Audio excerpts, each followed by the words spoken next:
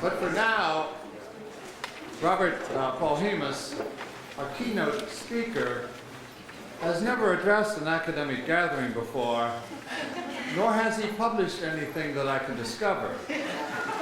But everyone deserves a chance, I say, and all things must have a beginning.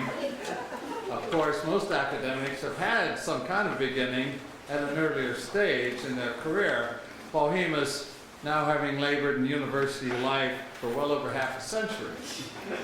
Still, he chalks his previous invisibility up to shyness and becoming modesty. Those are his words, and we are willing to take him at his word. There's not a lot I can say about him since he has no academic appointment and has won no awards or prizes.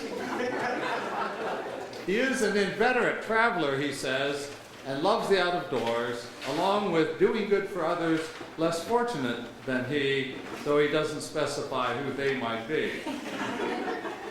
Actually, Rob Polhemus is everyone's favorite and most resonant academic writer and speaker, a thinker with such a fierce and generous imagination that he does so much more than inform or instruct us. He models worlds for us, ways of seeing our lives and living that we had never before imagined. His first book, The Changing World of Anthony Trollope, used that great novelist as a testing ground for Polhemus's own creative vision, a vision expanded in two magisterial explorations of mercy and love. The first, Comic Faith, the great tradition from Austen to Joyce, and the second, Erotic Faith, Being in Love, from Austen to D.H. Lawrence. Most recently, his Lot's Daughter, Sex, Redemption, and Women's Quest for Authority, has attracted wide attention and great admiration as a highly original and provocative understanding of, of one of the most pervasive, evaded, and deeply troubling narratives by which we formulate our lives and development of political and personal power. Lot's Daughters has been nominated for a Pulitzer, a National Book Award, the Gauss Prize in Phi Beta Kappa, and the MLA Parker Prize. Polhemus is now at work on another book that will draw to him just as much admiration, envy, and spleen. Devices to Root Out Evil, a study of modes which seek to expose and root out, sometimes to implant and expand, evil in others, mainly in the worlds of art and religion. Those who may not be upset by these books will find plenty to annoy them in yet another soon-to-be book on the life and work of Woody Allen. Despite what you may gather from his long career as brilliant and original gadfly and disturber of the peace, Rob Polhemus is the dearest-hearted and most generous person going. He is, by some ghastly mistake, a chair professor at Stanford, though of course he should be here at USC. He speaks to us today on Lewis Carroll and the Idolatry of the Child.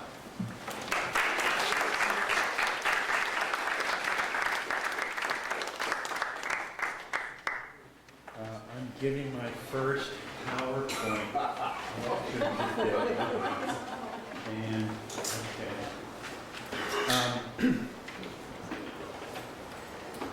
I want to thank Jim Kincaid. We can't think, the conference is called Lewis Carroll and the Idea of Childhood. And we can't think of Lewis Carroll and the idea of childhood without Jim Kincaid, who's made this such a central vision. And I would say we can't think of the idea of childhood. He is a brilliant scholar and a courageous scholar, and the idea of childhood that he has described is so important. So I want to pay tribute to him. And the reason I'm paying tribute to him, and there is his picture.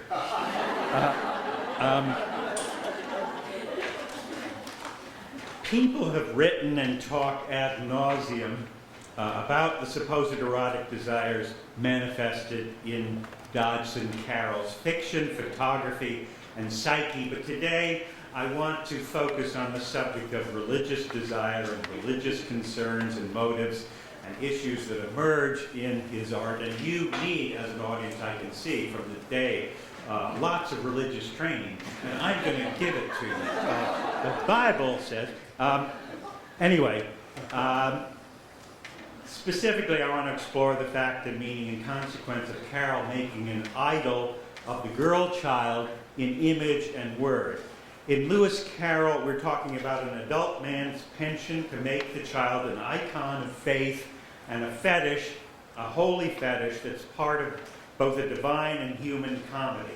I'll certainly consider the way religious drives relate to erotic and even comic tendencies in his art, but I want to place Carroll and his work typologically in the large, ages-old context, but contest may be also true, of the history of faith and art and idolatry.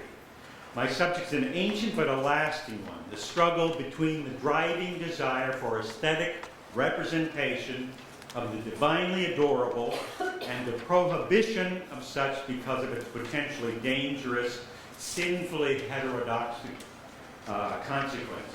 Idolatry has traditionally been defined in Western culture as the worship of an image, an idea, or an object, as opposed to the exclusive worship of an omnipotent, omnipresent, invisible, and ultimately unknowable supreme being, the monotheistic Godhead from whom all blessings flow, and it is forbidden by Judaism, Christianity, and Islam, the great Abrahamic religions. In its origins, idolatry is religious in nature, but obviously heterodox. Religious authorities and groups professing orthodoxy have and do use the term to describe and condemn other faiths and the mistakenly sacralized objects and images by, in, and through which false creeds are supposedly materialized and embodied. They do this because of the felt need of institutional faith to preserve the unity and infinite mystery of God and his power, to protect against the diffusion of divinity into the objects of perception and diverse projection, and thus possible control of conflicting individuals and groups. Robert Alter, in his monumental translation of the 5 books of Moses, puts it this way: the elevation of any component of the created world to an object of worship is thus seen as a perversion of the whole divine plan of harmony and hierarchy. The problem is, though, that it's proved very hard to maintain faith without resorting to some form of idolatry. And idolatry inevitably mixes the components of religion, aesthetics, and erotics. Lewis Carroll, in his faith in the idea of childhood, indulges in a modern form of idolatry, but he strives to absorb and diffuse it in the reconciliation of his own Christian and aesthetic faith. He was a man of God as well as a great artist. The basic text from the Bible banning idolatry and, crucially for my purposes, problematizing art and its relationship to morality and power down through the millennium come from Exodus and Deuteronomy. Exodus chapter 20, and God spoke all these words, saying, I am the Lord your God who brought you up out of Egypt in the house of bondage. You shall have no other gods before me. You shall not make for you a graven image or any likeness of anything that is in heaven above or in earth beneath or that is in the water under the earth. You shall not bow down to them, for the Lord your God am a jealous God. And Deuteronomy, Moses is recapitulating God's commandments and the covenant and God's word. Beware lest you act corruptly by making a graven image for yourself in the form of any figure, or the likeness of male or female. And beware lest you lift up your eyes to heaven, and when you see the sun and the moon and the stars and all the host of heaven, you be drawn away and worship them and serve them. The writer, Alter says, stresses the danger of enchantment, of beauty, of the natural world, which could easily lead people to deify and worship forms of beauty. So the basic conflict, the trouble and strife that roils out of monotheism's ban on graven images and idolatry is this, the conflict between orthodoxy's need to preserve the unity, superiority, and infinity of God by putting him beyond the realm of our senses and insisting that he be mediated through prophetic leaders, sacred texts in some form of a church and priesthood, versus the irrepressible human need to try to look upon the sacred, to see, that is, personally, evidence of immortal existence and eternal life, to hold on to bits of divinity and possess material evidence of the good, the holy, and the signs of immortality. Early biblical history, in fact, most Judeo-Christian history, points up that contradiction, and so I argue does the life and career of Dodson Carroll, man of God and artist. Over time, idolatry and idols change, but underlying their manifestation is a desire to conceive, see, and believe in images of the sacred. And the creed of the incarnation of Jesus in the visible flesh and the tripart entity of the monotheistic God in Christianity made idolatry a much murkier affair and a more seductive temptation for Christians than it's been generally for Jews and Muslims. Catholic Church doctrine said it was okay to venerate images, but not to adore or worship them, drawing a very fine line, if not an invisible one. In practice, there's been a continual, if often bitterly contested effort by nominally Christian artists passionate in their vocation to find and represent sacred subjects.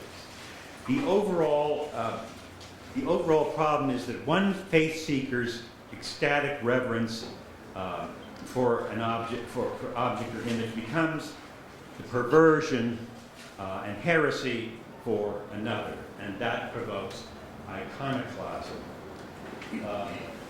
Oops.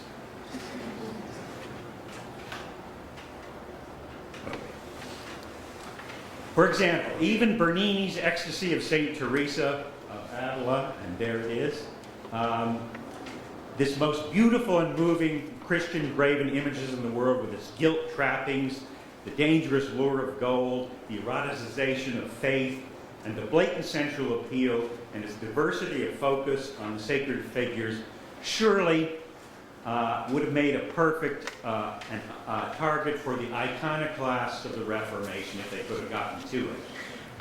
And in our new century, the huge, magnificent statues of the Buddha at Bamiyan provoked the iconoclastic wrath of the Islamic Taliban, who blew those amazingly wonderful idols to smithereens.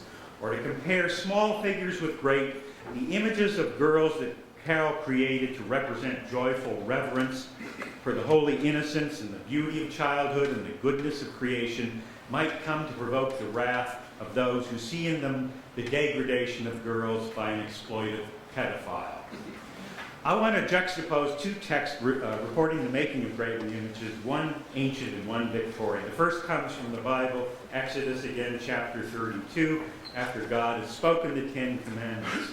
Moses is up there on the mountain and has been there a long time communicating with God, and his chosen people have been left in the charge of his priestly brother Aaron below Mount Sinai, feeling lonely and abandoned in the wilderness, and they desperately need to renew their faith in divine power. And what follows is the notorious bad mother of idolatry. The symbolic pattern and typology about the making of idols and the inevitable evil consequences that follow. The scene and the text point up the binding of faith in art, the function of the priest and artist in turbulent, ongoing history. Oh,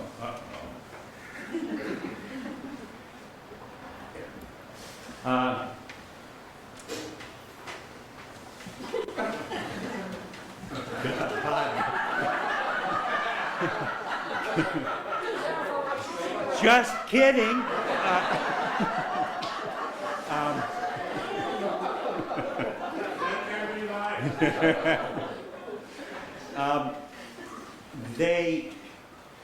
The people are left with Aaron there, and they live both in common cultural distrust of what's going on. Why can't they see God? We get this passage. When the people saw Moses delayed to come down from the mountain, the people gathered themselves together to Aaron and said to him, "Up, make us gods, who shall go before us. As for this Moses, the man who brought us up out of the land of Egypt, we don't know what's become of him." And Aaron said to them, "Tear off the golden earrings which are in the ears of your wives and your sons and your daughters and bring them to me." So all the people tore the golden earrings that were in their ears and brought them to Aaron. And he received them from their hand and formed with a graving tool, and made a molten calf, and they said, "These are thy gods, O Israel, which made thee come up out of the land of Egypt." And Aaron saw and built an altar before it, and Aaron made proclamation and said, "Tomorrow is a feast of Jehovah." And they rose up in the morning and the morrow and offered it burnt offerings and brought peace offerings. And the people sat down to eat and drink, and they rose up to play. And this is Nicholas Poussin's famous painting of the golden calf. I won't go into it, but the way I see this is that Aaron is the artist priest trying to preserve faith in new circumstances. And obviously, I'm pushing an unorthodox view and perspective that can help me focus on the topic of Carroll's art and idolatry. I see the golden calf as a typological artwork and not simply as a pagan idol or a false god. And I see Aaron, the most enigmatic of the patriarchs, not just as a leader and Levitical priest who fails in a moment of crisis, but as the eponymous artist, driven to keep the true religion alive as best he can. In a time of great doubt, he forged an appealing aesthetic image for the supposedly chosen people, including himself, who desperately needed the sign of God's presence. Aaron is the maker of the idol for the tribe, the driven artist trying under great pressure to harmonize both religion, harmonize Orthodox religion with the necessity for graven images to preserve faith. There is in the development of Judeo-Christian heritage and culture a schism, and I stress this again because it's so important in modern life, between the taboo against seeing God and the desperate need of people to project, venerate, adore, and realize the sacred and the divine through visible stimulus. But like Aaron or Dodge and Carroll, you never know how your art is going to be received, or maybe even what your deepest motives and responsibilities are in making it. People need to see evidence of a higher power in their lives, and the creative artist makes something that can, for some, address and satisfy that need and that passion. But sensuous valorization of faith and spirit naturally plays on an audience's self-seeking, self-gratifying nature. Its susceptibility to the lure of ecstatic highs, merging holy and profane pleasure. Seeing beautiful images of divinely created excellence and beauty makes you want to identify with and to possess them. And in that process, sometimes forget about him. In both the biblical text and Poussin's great painting, we get the image of faith-seeking art sparking hedonistic, erotic carrying on. Adoration for the beautiful sacrificial object of divinity, in other words, can turn into a revel of self-gratification. Aaron is such an enigmatic figure that the Bible can't figure out what to do with him. Is he disgraced by the reactions his work gets? He looks rather...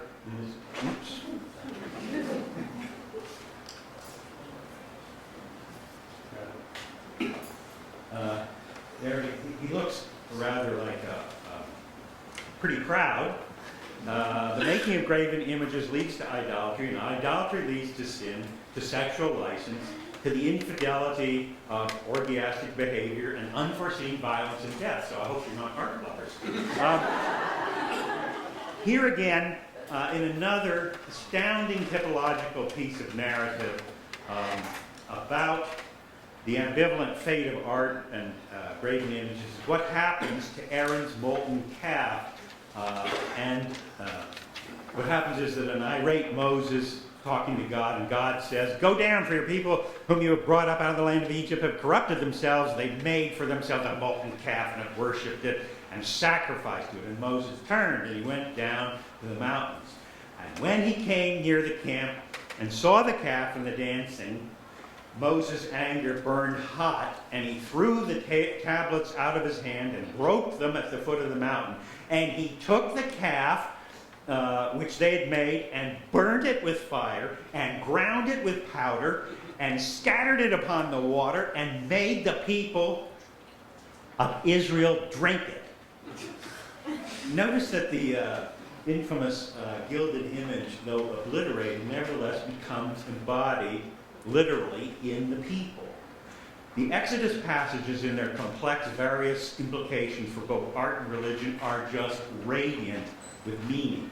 Deep at the core of much religious faith, aesthetic faith, and erotic faith lies the phenomenon and recurring pattern of the making, the condemnation, and the demolishing of the golden calf idol, the object of Aaron's art, and then its bizarre diffusions. The God-driven iconoclast destroys his brother faith seekers' impious work of art, but somehow they're both part of a fateful process in which the people swallow it down right into their guts and their history and ours. The golden calf is destroyed, but thousands of years later, it survives as one of the world's great paintings, an idol of aesthetic faith. And in 1972, someone walked into the National Gallery and just, with a knife, and slashed it, and would say nothing more than, "It pleased me to do it." Aaron, the icon maker, comes off for me as an equivocal, temporizing, but very typical artist figure in the old verses following the golden calf liquefaction, drink it all down passage. He says in some, "You know how bad people are, and I was just trying to keep the faith best I could and remind them of God's plan that got us here. And besides, I didn't really make or mean to forge that work of art. It just happened." And Moses said unto Aaron, "What did this people do unto thee that thou should bring so great a sin on them?" "Well, thou knowest the people. They're all set on mischief," says Aaron. "And I said to them, whoever has any gold, let them bring it to me." So they gave it to me, and then I cast it in the fire, and there came out this calf. That's gospel, I'm not gospel, that's scripture. And according to Moses, in the next verse, Aaron, with irresponsible art, had left the people, quote, naked, for Aaron had made them naked unto their shame among their enemies. Okay, so now you know the gist of the comparison I'm making between the dedicated artist, priest, patriarch Aaron and Dodgson. And if you're sleepy, you can just doze for the next half hour until my final picture. Or maybe you don't want to miss the dirty pictures, but anyway. Now here's my second instance of the making and development of graven images. It's from the well-known reminiscence of Alice Hargreaves' Nay Little. Much more exciting than being photographed was being allowed to go into the dark room and watch him develop the large glass plates. What could be more thrilling than to see the negative gradually take shape as he gently rocked it to and fro in the acid bath? Besides, the dark room was so mysterious, and we felt that any adventures might happen. There were all there were all the joys of preparation, anticipation, realization, besides the feeling that they were assisting at some secret rite, usually reserved for grown-ups. Then there was excitement after the plates were developed of seeing what we looked like in photographs. And what emerged could look like was this, Edith, Lorena, and Alice Little, family values. Photography made possible the personal fetishizing of the past, the widespread preservation of familial images, and as Charles Dodson, like the later zillionaire photo industrialists, knew so well, a popular, loving, aesthetic contemplation of children that could be turned into a profitable industry. Here's Alice Little, fully dressed.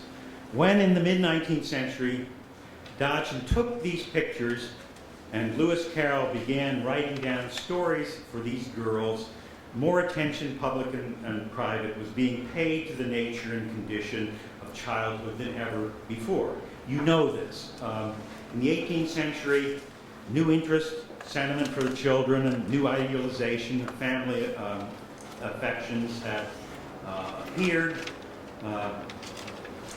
Romanticization of childhood went together with middle-class romanticization of women and motherhood, capitalism, the expansion of empire, and all those other things, industrialism, had made a great many people richer and brought, for growing numbers of the privileged classes, more leisure for their children and a longer childhood before the beginning of the work of the world. And that led to a growing emphasis on not only education, but on the aestheticizing of children. More people took pride in their progeny, and Dodson saw that they would make great subjects.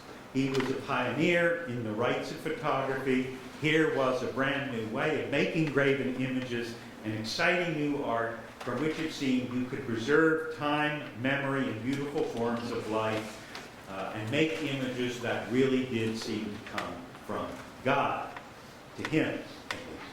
What he did through this process was, in effect, to claim a sort of priestly aesthetic function to use, define, control, celebrate, represent, and identify with the sacred, blessed child of the century's ideology and faith. And he inscribed these words on a photo, next to the photo in the album, next to one of his first portraits of girl children. O child, O newborn denizen of life's great city, on thy head the glory of the morn is shed like a celestial venison. The child for Carroll was in part a religious entity that could bind you to the future, help stave off the menace of death, a threat of obliterating blank eternity that so obsessed him, and sustain faith in a time when it was under direct and indirect assault in the Church's orthodoxy by scientific rationalism. I've said that the longing for visual evidence is crucial in religious thought and history, and Carroll, with his highly developed visual sensibility, evidently needed, found, and made such evidence in images such as this one of Alice Little. Carroll's creed is that the child is good, that she reflects the wonder of creation, and that in identifying with the beautiful child, we grow younger, freer, more tolerant, and more aware of life's potentialities, complex potentialities, and more hopeful about the future.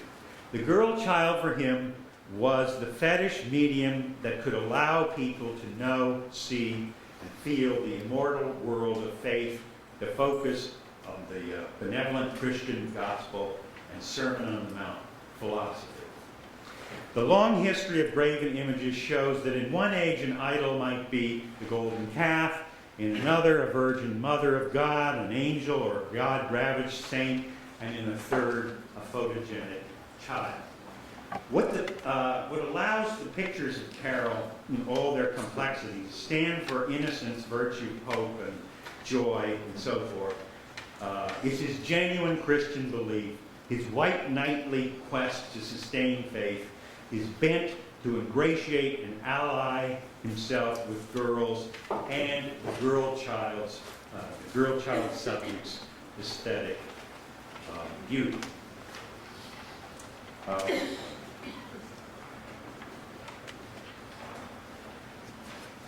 There's another reason. The conceptual image of the all-good woman, Mary, the Holy Mother of Jesus, as a virgin, without the taint of sexual experience, so important in the history of theology and faith, was a casualty for lots of people of scientific skepticism. Humanity seems to need or want the image of a lovely, sexually innocent female to adore, but what Victorian could really believe in the virginity of the mother? But the desire for a beautiful image of sexual purity from out of whatever historical and psychological ambivalence regarding the sexual nature of humanity it comes, remains, and the girl child is a virgin. If you needn't have to replace the Virgin Mary as a believable focus of innocence and goodness, maybe the striking image of a lovely girl child will do. Carroll often referred to the scriptural basis for his faith and for his intertwined clerical and artistic vocations, and I see these words, religious words, as absolutely key to the content and the progress of his career. And don't roll your eyes. It's okay to open your eyes, but don't roll your eyes when I repeat them. Suffer little children to come unto me, and forbid them not, for such is the kingdom of heaven. That's not such a simple thing to say. Very interesting. So spoke Christianity's Messiah, and as anyone knows who studies Lewis Carroll carefully, there is a unique, quirky, messianic streak in him and in his art of the girl child.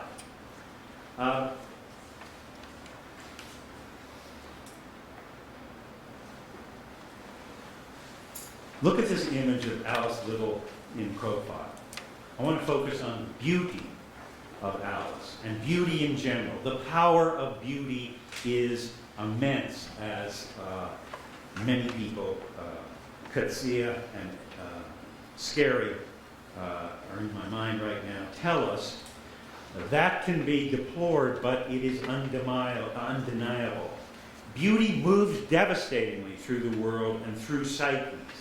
Yes, it may be in the eye of the beholder, but the big news coming out of that cliche is that however it's constructed or defined, it really exists. It shapes visions, it shapes lives, it shapes desire. Helmut Gersheim writes, beautiful little girls had a strange fascination for Lewis Carroll. This curious relationship may be described as innocent love. Yes, but it's not that simple.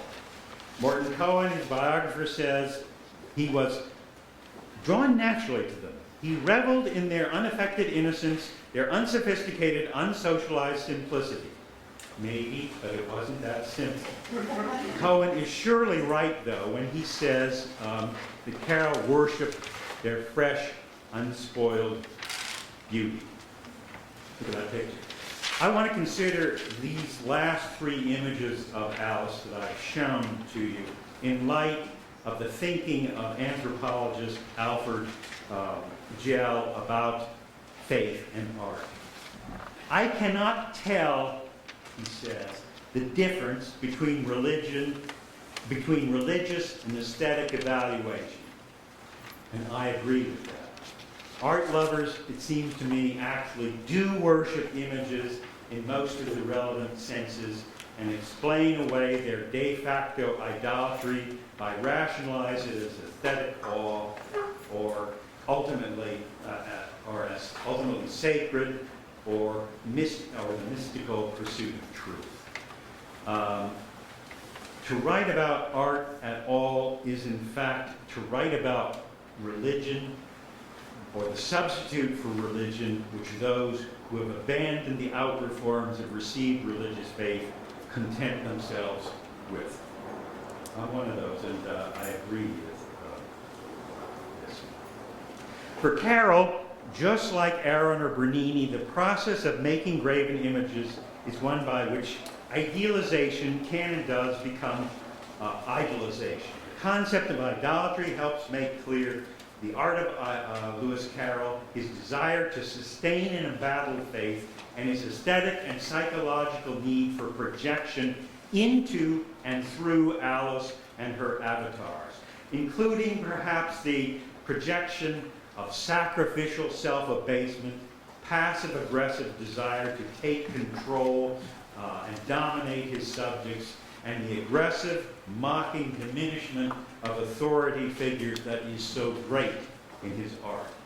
It's not an unreasonable hypothesis that the intensive comic questioning of authority and power in the Alice text could take place only when smart people felt themselves somehow to be like lost children out there in the wilderness, abandoned by an incomprehensible, slowly disappearing or invisible God, or some other unfathomable, oppressive, ill-functioning authority. And we're ready to subvert and mock the harsh dogma of an unsatisfying faith, a nebulous faith. Among other things, Carroll visiting Alice and her sisters and photographing them and telling them stories, writing books for Alice, that's somehow propitiating of an idol, looking to pay full homage to the personality and significance of this beautiful young creature, or should I say, creation. Featuring little girls can be a way of mocking the vanity and arrogance and violence of big men. Famously, he sees himself as the girl child's lovable, dedicated, bumbling comic white knight, as in Tennille's famous illustration. There she is. That picture jibes nicely with the Daresbury Church stained glass window image of Carroll and Alice, where religion comes right in. There is in Lewis Carroll the powerful strain of projected idolatry onto the child, but also projected idolatry of himself, the creator, the bringer of pleasure and love, and the inspirer of virtuous love, and ordained cleric of both Christian and comic faith. James Joyce in Finnegan's Wake, much influenced by Carroll and by Sylvie and Bruno, your favorite book, parodies the Holy Trinity. Apparently, when he's doing this, he invents a perfect trinity that sums up the Daresbury window and the content and pattern of Carroll's faith, religious vision, and idolatry.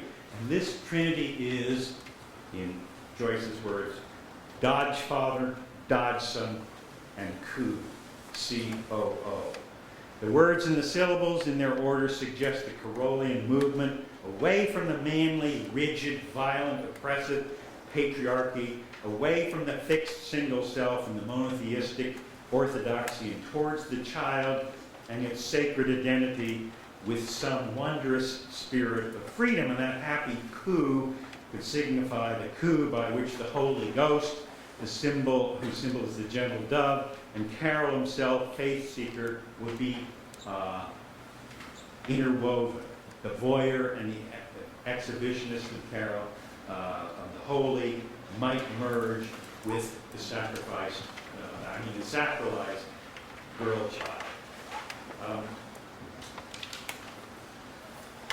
Okay, this all sounds sweet and full of piety for Carroll, like the Daresbury window. But in fact, Joyce stresses and sniggers at the illicit erotics that are implicit in Carroll's world, and takes me back to the Bible's typological model of idolatry and the golden calf, hanky-panky.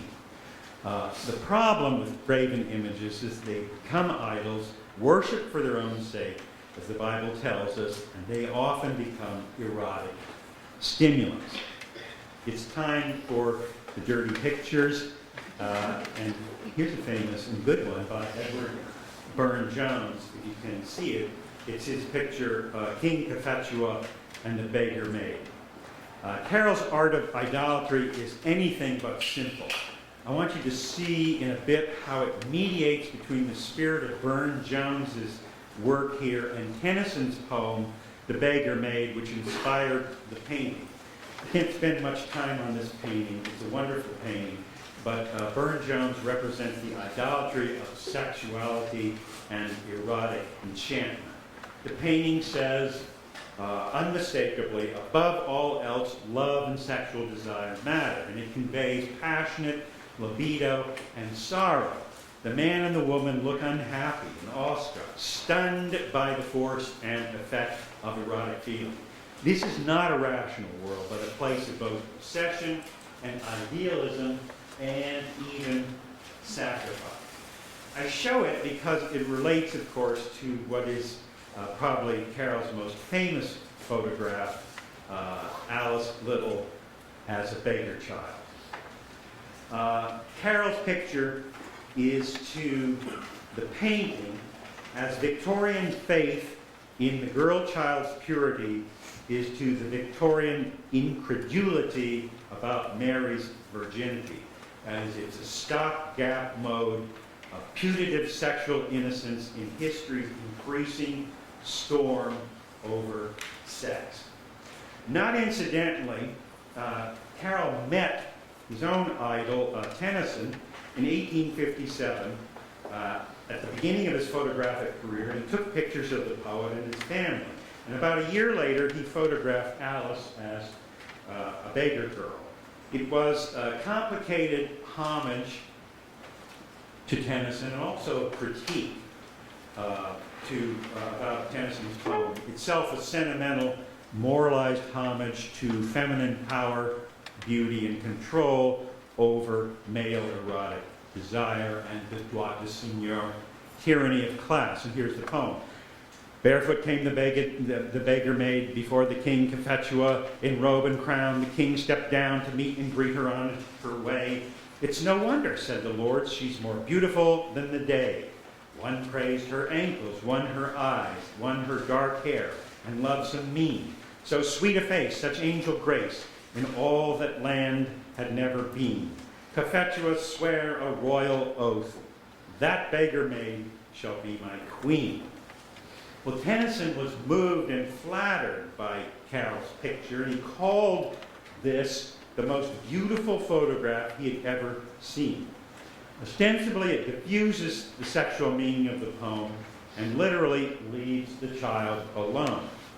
But if you apply the last line of the poem, the beggar maid shall be my queen, to the creator of the photograph, this graven image turns into a full-blown case of idolatry. The exact details of Tennyson's verse celebrating erotic and conjugal desire show up in the picture of Alice. Lots of people have seen the sexual vulnerability and the power of latent but dangerous sexuality in it. And Alice's knowing, engaging gaze complicates the ideology and idolatry of innocence. Carroll's beggar maid can be seen as a real girl, as a character, an idol on a pedestal in a religion of love, saying that the last shall be first, but she also may come across as a sacrificial child of innocence in a process somehow turning sinister. The idol, as Exodus shows us, certainly may provoke people to lose themselves in libidinous fantasy, though meant to satisfy religious needs. Any faith and any art, sooner or later, raise the problem of who or what becomes the idol and the beautiful sacrifice and why. My theory, and it is mine,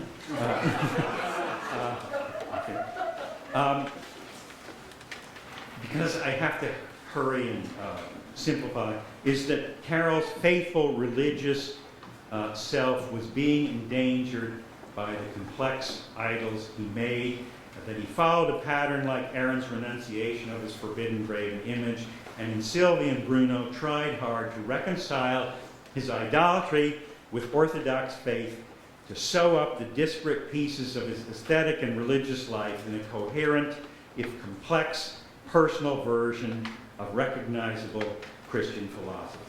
I repeat, the essence of idolatry in monotheistic culture is to make and adore graven images that are or become alternative deities to the one God of the powers that be.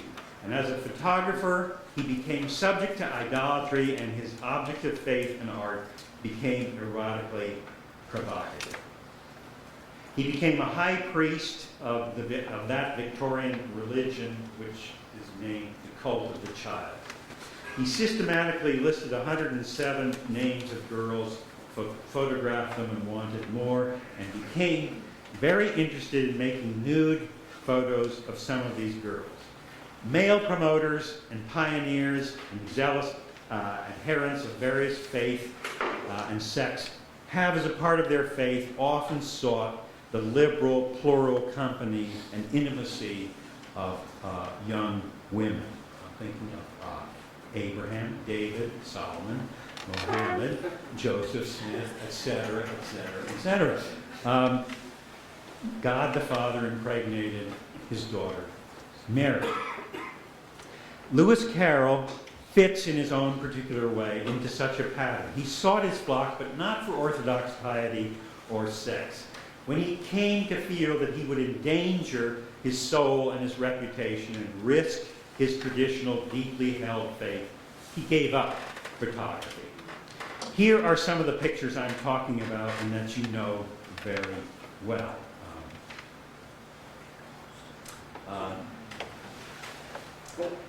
Irene MacDonald in the egregiously teasing "It Won't Come Smooth." Exie Kitchen on the couch. Irene MacDonald, her again in her proto-Lolita pose. I'm aware of the readings and arguments supporting the innocence of these pictures, and these interpretations are certainly possible. But most viewers of many of his photographs of girls would say that he couldn't keep obvious eroticism or desire out of them. And the famous tinted nude of Evelyn Hatch that Carol Maver and others have analyzed looks pretty creepy right now. In its composition, it's a real stretch to see it celebrate purity and innocence, or even beauty. It seemed sacrilegious. Carol, here's a typical, something Carol said. Anyone who has ever loved a true child will have known the awe that falls on one in the presence of a spirit fresh from God's hands, on whom no shadow of sin has fallen. Evelyn doesn't look like such a true child to me. She looks more like a pagan sacrificial idol. And this little figure, with her almost bug-eyed open stare, appears also ill-proportioned and immodestly to have miraculously grown a woman's thigh, the right thigh of a miniature tissue. Okay, I'm arguing that Evelyn Hatch is the golden idol, over the top, and that aesthetic idolatry of the nude puts Carol in the scriptural company of Aaron, who had made them naked unto the shame among their enemies. Moreover, Carroll, I think, knew it, and in 1880, the year after the Hatch picture, he stopped making photographs altogether. Now, I know that there are all sorts of reasons why he might have done that, but I think the potential evil of idolatry was surely one of them. And he suppressed or destroyed or had destroyed almost all the nude pictures that he made.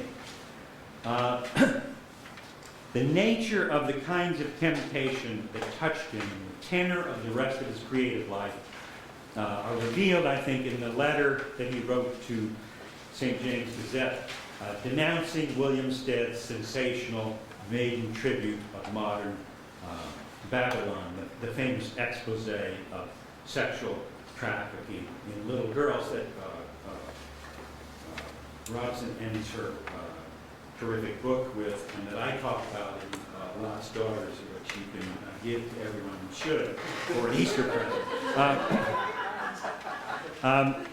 Anyway, I find Carroll's letter to the, on the maiden tribute controversy telling. Carroll thought Stead attacking what he called the modern minotaur of jaded upper-class male sexuality that was supposedly devouring poor little virgins, was flashing scandalous sex news and images before the eyes of the public. It could easily become addicted, that they could become addicted to. And it's very personal, I think.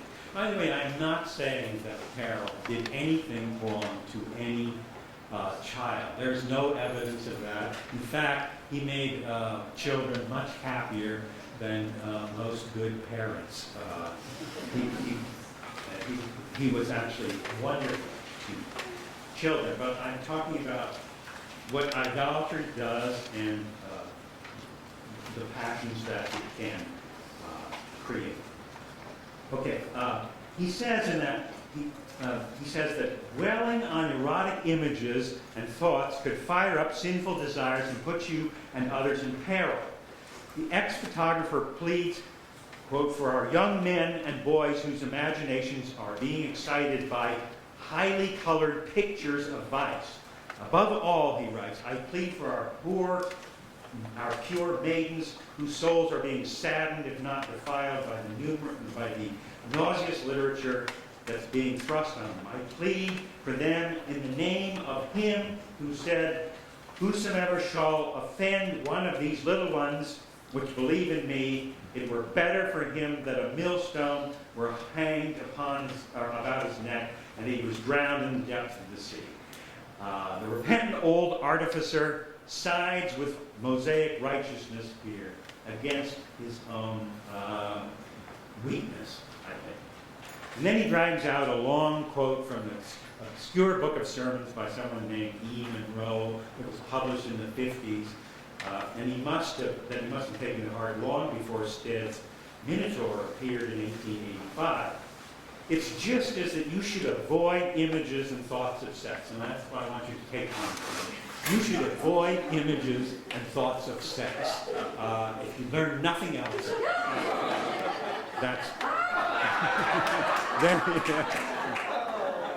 yeah, you have to listen to the whole lecture.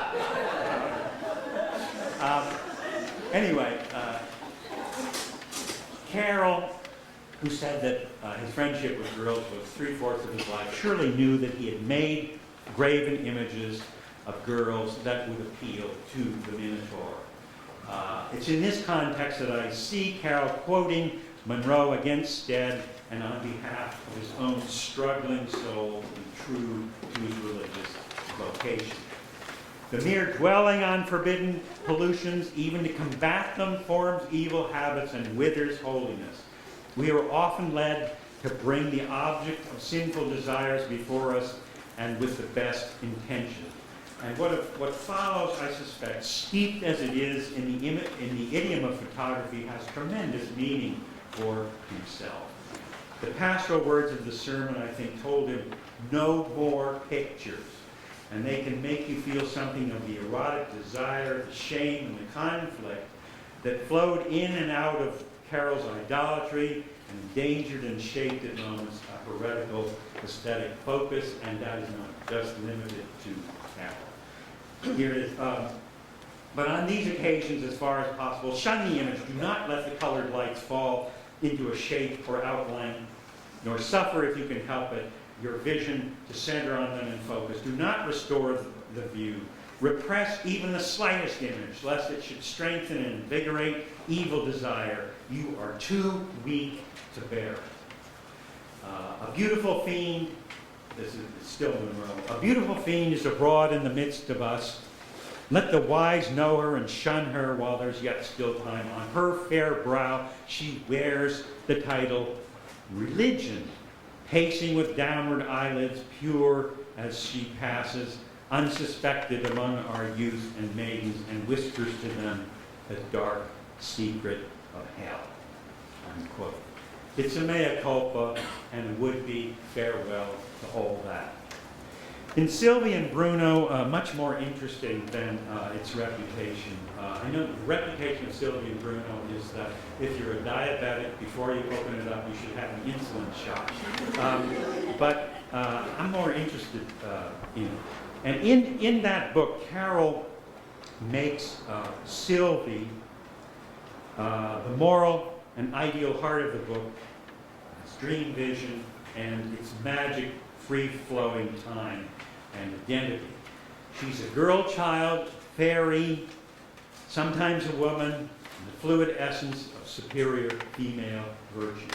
And she's the essence of Christianity, as Carroll understands it, divine love.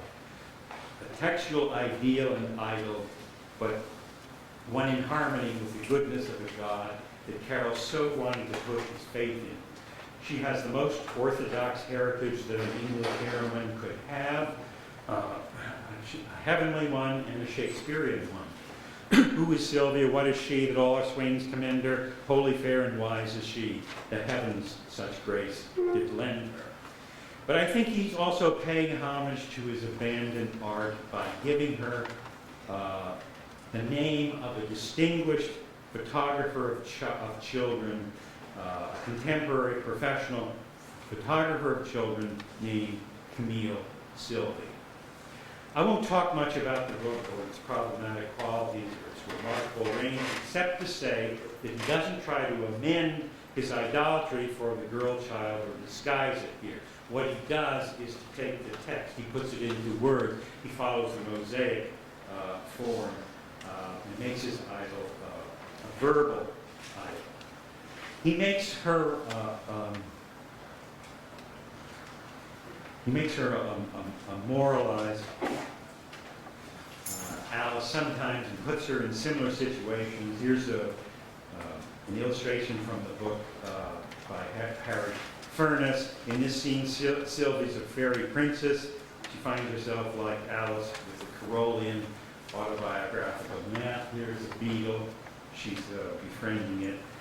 And here she is in the middle there. You can see her in a wild, sort of absurdist wonderland world. But the textual idol is really a magic locket, a jewel of great price, that says on the one side, all will love Sylvie, and on the other, Sylvie will love all.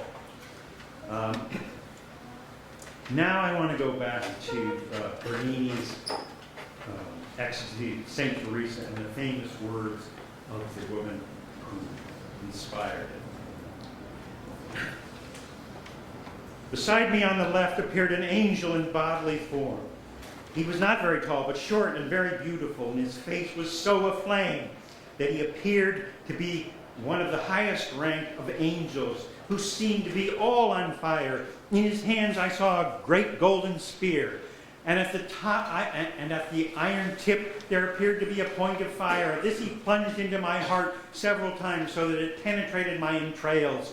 When he pulled it out, I felt that he took them with it, and left me utterly consumed by the great love of God. The pain was so severe that it made me utter several moans. The sweetness caused by this intense pain is so extreme that one cannot possibly wish it to cease. Nor is one's soul content with anything but God. And now I want to compare those words with this key passage from Sylvie and Bruno, concluded, chapter 19, A Fairy Due, identifying not only the principal source of Carroll's idolatry, but the nature of his own Teresa Bernini moment. And this is what I really want to insist on. It's so hard to recoup or recapture something like this. But I want to insist on a comparative religious passion in Carroll to what you just heard from St. Teresa, because I believe in it. I believe that he did feel that way. It's not whether you agree with it or not. It's just that that was what he was. And now, I'm reading now, and now ensured quite the strangest of all the strange experiences that marked the wonderful year whose history I'm writing, the experience of first hearing Sylvie's voice in song. Her part was a short one, only a few words, and she sang it timidly, and very low indeed, scarcely audibly. But the sweetness of her voice was simply indescribable. I've never heard any earthly music like it. Quote, "'Tis a secret, so let us whisper it low, and the name of the secret is love." On me, the first effect of her voice was a sudden pang that seemed to pierce through one's very heart. I'd felt such a pang only once before in my life, and it had been from seeing what at the moment realized one's idea of perfect beauty. It was a London exhibition where, in making my way through a crowd, I suddenly met face to face a child of quite unearthly beauty. There came a rush of burning tears to the eyes, and though one could weep one's soul away for pure delight, and lastly, there fell on me a sense of awe that was almost terror, some such feeling as Moses must have had when he heard the words, "Put off thy shoes from thy feet, for the place where thou standest is holy.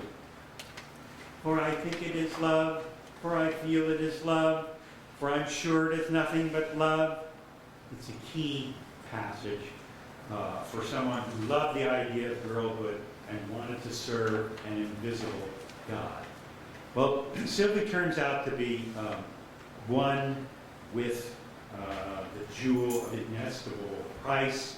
In the climax of the book, when Carroll succeeds in enunciating his passion to reconcile his lifelong idol with his desperate need for faith. Just as much as he longed to see erotic, aesthetic forms and flesh of the girl child, he longed for her to be an angel. And here is the picture that is worth thousands of my words. This is, what is this picture about? I mean, what was the talk that he gave about? This is it. See Alice, see Carol. It may seem silly and cheap, but in fact, it may be more profound than that. The two children eagerly held up the jewel to the light and spelled out the legend between them.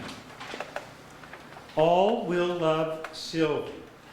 Sylvie will love all. All will love Sylvie. Sylvie's voice sounded faint and very far away. The vision was fast slipping. But it seemed to me in the last bewildering moment that not Sylvie, but an angel was looking out through those trusted brown eyes. And that not Sylvie, but an angel's voice was whispering, "It is love." The girl child, as the messenger from God for Carol, pierces him with the passion of faith. Like Teresa, he tries to go about his duty serving that divine force which is ravishing. He pays homage to the Christian God of love. What might be revealing and helpful about the comparison that I'm making here is that, like the original, this representation does not make you have to choose between erotics and religion. And as in his last book, Sylvie and Bruno, identity is fluid. Not only does the girl child pierce Carol's soul and heart in his faith in ways that we're all thinking about, he changed and transmuted and pierced the life of daughters.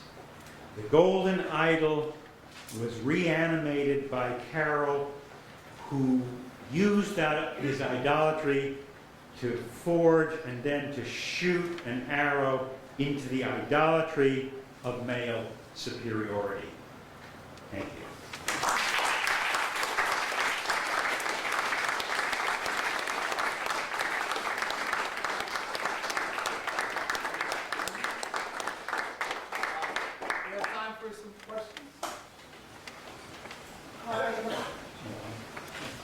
Yes, in fact. Hi, you said near the beginning of your talk, you talked about how the concept of childhood was really created in the Victorian times, and that it was created, I'm sorry, did I miss? I think Jim said that, and I think children have been idolized from time to time, and there was, in the 18th century, yes, there was something that did create the Victorian child, and this process, historical process that creates children. I think you talked about the increased leisure time, Yes. and then how the parents wanted to sort of preserve this the beauty and the innocence of the child in a way that I think you said was new in that era.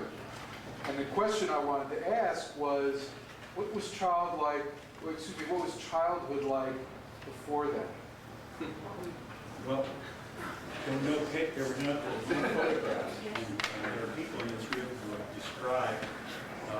There are people in this room who have described well the relationship of the technological process of photography and the development of our ideas of children. But it's a huge subject that you've opened up. Lots of people think that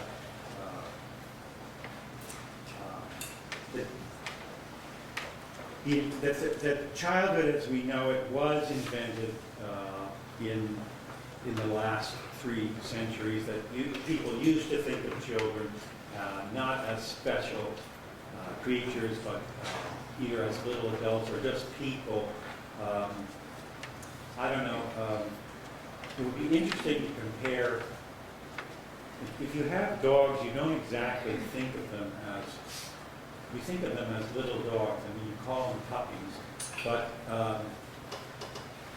the special status of childhood and the education of children has been a sociological and historical function. But if I seem to be avoiding your question, it's because I'm not sure.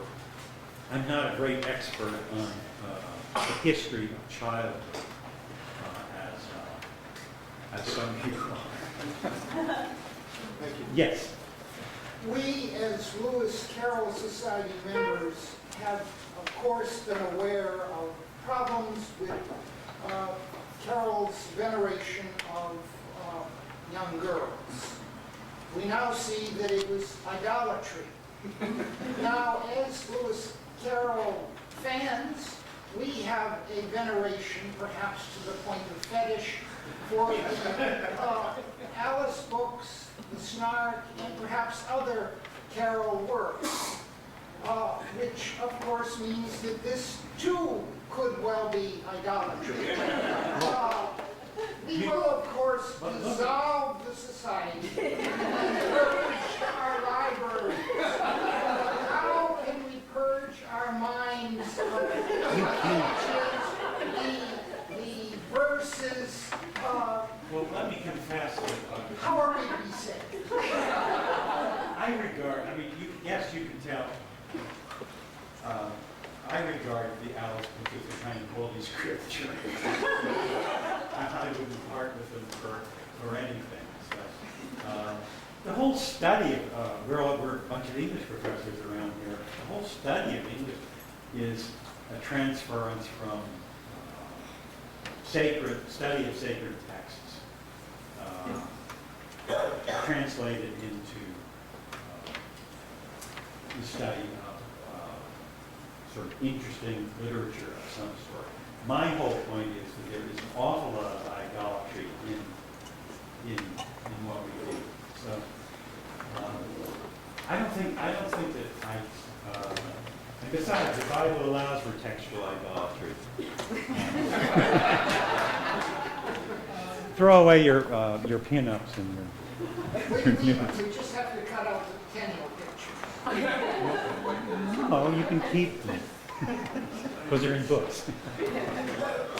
Anything else? Yeah.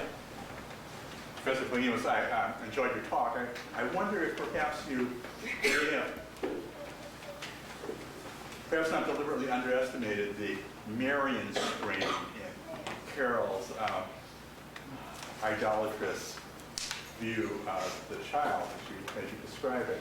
I happened to go to Catholic elementary school, and like the recitation before, I remember very clearly that there were three kinds of adoration. The adoration of God was called latria.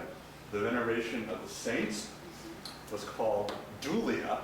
But in between latria and dulia was hyperdulia, which was the devotion to the Blessed Virgin. And I'm wondering whether there might be a hyperduly strain. That is my point. What I think is that there's something there that people need to worship something like that, or they need to adore something like the historical Virgin Mary, but it's hard to buy in for some people, and because of the Protestant splits and so forth, it's hard to buy into that supernaturalism.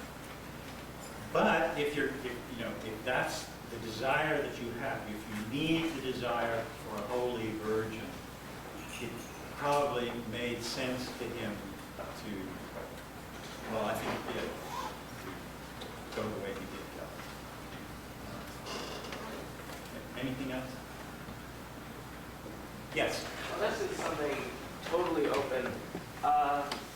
Now, if, like, the idea of graven images, like, it seems to depend so much. I only came in around an hour ago in your talk on the medium of the photograph. Do you think that, well, I guess, like, this is sort of a multi-part question, or maybe a non-question.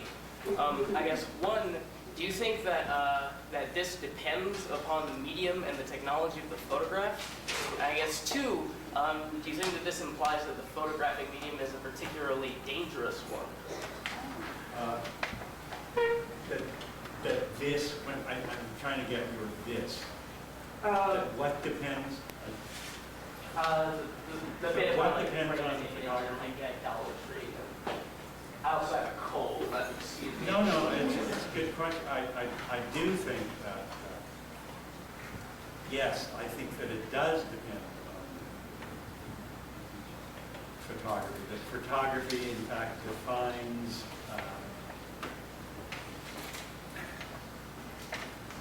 well, I don't want to talk about pornography, but photography is a very, very The library building is now closed.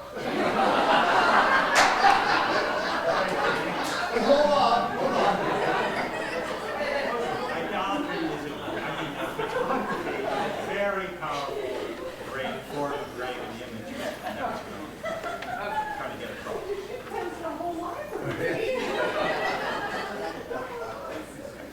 Maybe before we have any more voices from above,